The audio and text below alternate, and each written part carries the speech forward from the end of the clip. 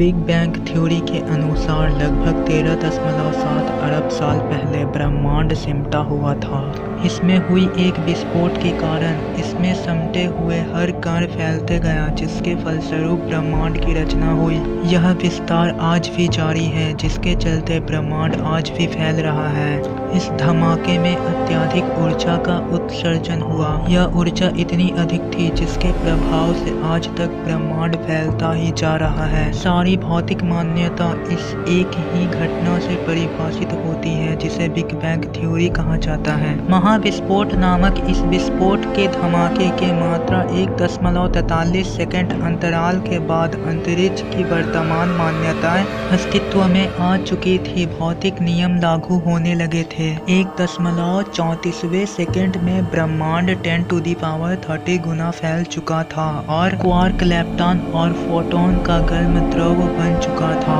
1.4 second पर quark मिलकर proton और न्यूट्रॉन बनने लगे और ब्रह्मांड अब कुछ ठंडा हो चुका था। हाइड्रोजन, हीलियम आदि के अस्तित्व का आरंभ होने लगा था और अन्य भौतिक तत्व बनने लगे थे। बिग बैंग सिद्धांत के अनुसार यह ब्रह्मांड अति सघन था, यानी एक प्रोटॉन से भी छोटा। इस सिद्धांत के अनुसार इस प्रोटॉन से छोटा ब्रह्मांड के अंदर एक महाविस्फोट हुआ। यह विस्फोट इतना ज्यादा ऊर्जावान था कि अब तक इसका विस्तार जारी है। सामान्य धारणा के अनुसार अंतरिक्ष स्वयं भी अपनी आकाश गंगा सहित विस्तार होता जा रहा है। ब्रह्मांड का जन्म एक महाविस्फोट के परिणाम स्वरूप हुआ। इसी को महाविस्फोट सिद्धांत या बिग बैंग थ्योरी कहा जाता है, जिसके अनुसार लगभग 12 से 14 अरब वर्ष पूर्व संपूर्ण ब्रह्मांड एक परमाणविक इकाई के रूप में था। उस समय मानवीय समय और स्थान जैसे कई अवधारणा अस्तित्व में नहीं था।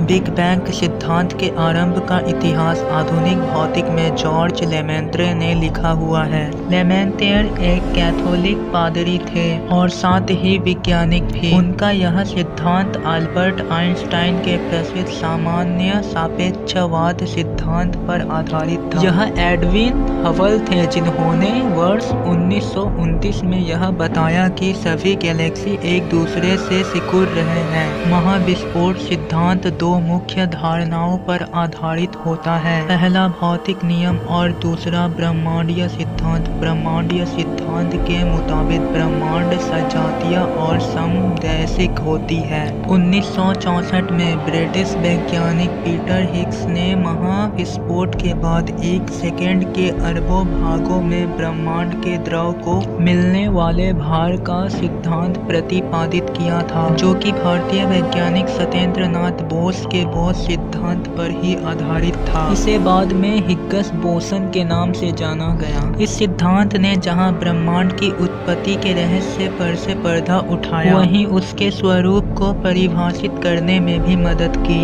ऐसे ही अमेजिंग फैक्ट के लिए आप हमारे चैनल अनिल फैक्ट यूनिवर्स को सब्सक्राइब करो। Thanks for watching.